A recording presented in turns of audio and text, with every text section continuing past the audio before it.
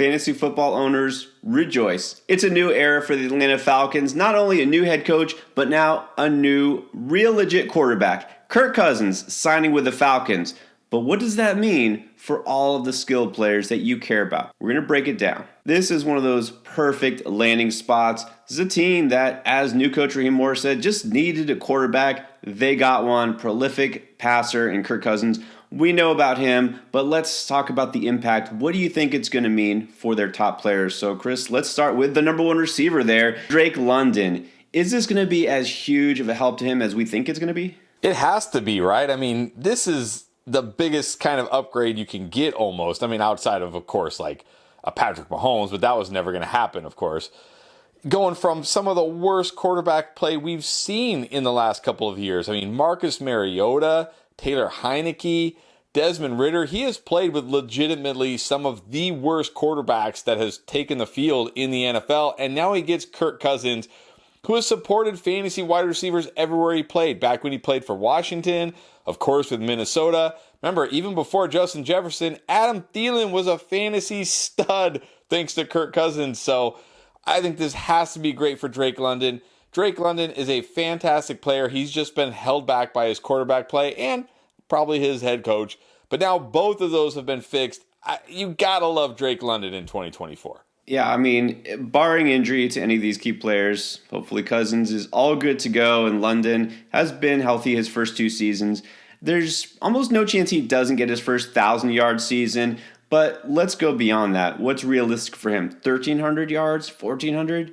Why not? Again, this is an offense that not only was lacking a true quarterback, but just wasn't even passing the ball unless they absolutely needed to. And then when they passed the ball, it was to third, fourth string receivers, backup tight ends. You already know about all that. Okay, so yeah, this is going to be as good, I think, for London as we expect it will be. Cousins is going to target him early often. London is still so young. I think that he shoots up the board to be a high-end wide receiver too. But then now here's my question and my maybe concern on draft day.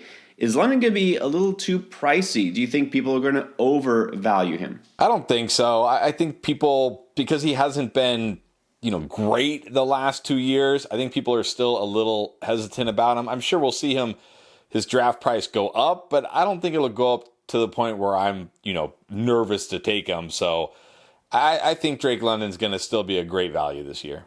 Agree. I'm definitely going to want to make sure I get some shares of London for sure. Now, here's the real question. What do we do with Kyle Pitts? Generational talent who has not put up generational numbers. Look, rookie year was actually really good. And then since then, disappointment. Some people point to injuries last year. Of course, quarterback play. So same goes for Pitts. What do you expect from him? Can he actually be an every week tight end one for fantasy? I think he can. Maybe I'm about to get burned again. This is kind of like fool me once, shame on you. Fool me twice, shame on me. Fool me 4 times, shame. I don't know where I'm at here with Kyle Pitts, but I'm ready to get burned again because Kyle Pitts was dealing with a knee injury last year, not to mention dealing with Arthur Smith and, of course, the horrendous quarterback play. A fully healthy Kyle Pitts with Kirk Cousins. We saw TJ Hawkinson with Kirk Cousins just have easily the best year of his entire career. No reason to think Kyle Pitts can't have the best year of his career because he hasn't really had that, breakout dominant year yet. So, yeah, I'm ready to get burned by Kyle Pitts again, but I'm falling for it with Kirk Cousins. I just am. I'm there with you, and I'll just say this. The reason people are down on Pitts or just disappointed because they were way too over-excited about him when he first came out. We make such a big deal about players, before they've even set foot on an NFL field. And again, he was drafted higher than any tight end, in recent memory. He was expected to be the top tight end in the game by now.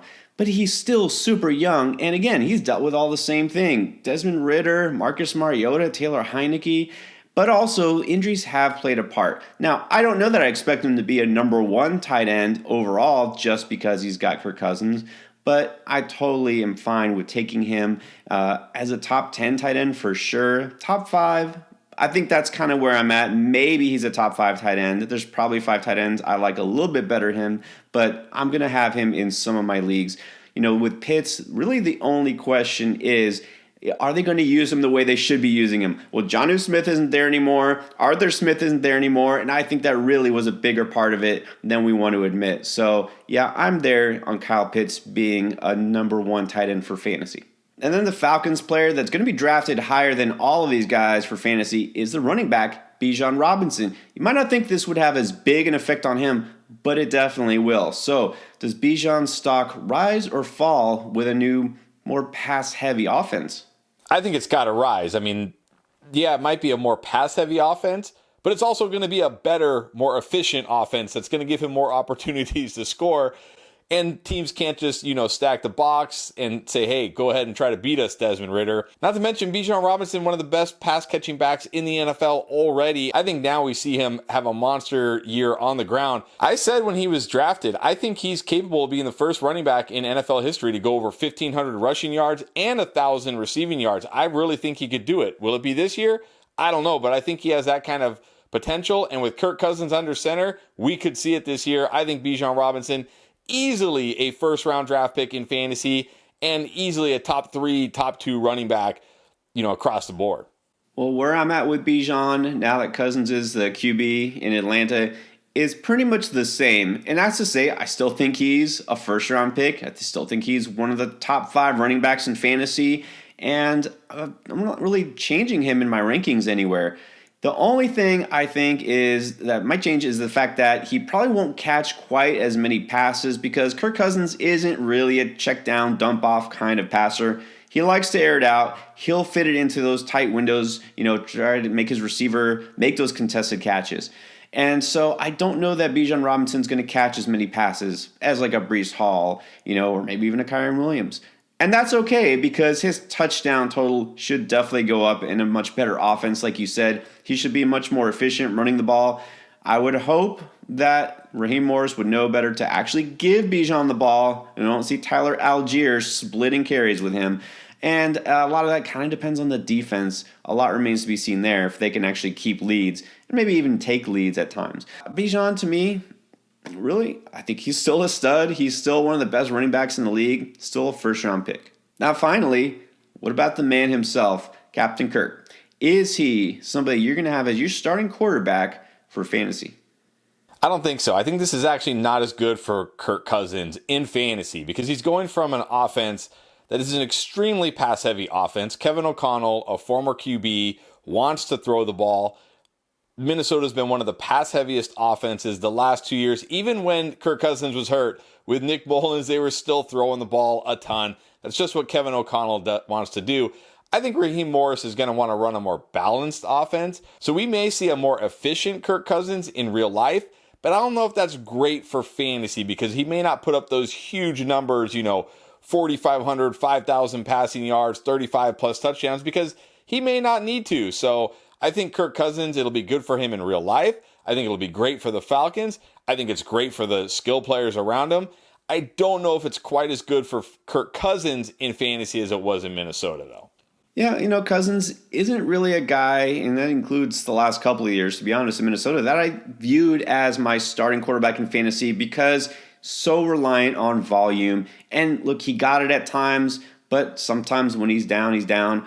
And he doesn't have that rushing upside. Now, not every quarterback has that rushing upside. But if I'm going to go for a quarterback that I want to carry my fantasy team, it's going to be somebody who's a little less dependent on those big 300-plus yard games. Some people will say, well, he doesn't have Justin Jefferson anymore. I don't think that matters at all. It has nothing to do with it. He's got weapons. We already talked about those guys. Even back when he was with Washington, he was putting up 4,000-yard seasons regularly. Kirk Cousins will be fine in terms of yardage, touchdowns. That's not my concern. It's just, is this defense going to be as bad as the Vikings defense? Probably not, because that's hard to do. He might not need to air it out as much. They have a stud running back in Bijan Robinson. They didn't have that in Minnesota, not since Dalvin Cook was there. And so I feel like he will be totally fine, but I view him more as a high-end backup in a typical 12-team league. Cousins going to the Falcons was just one of the major moves on day one of free agency. The running back landscape has totally changed, and we broke down every major move right here.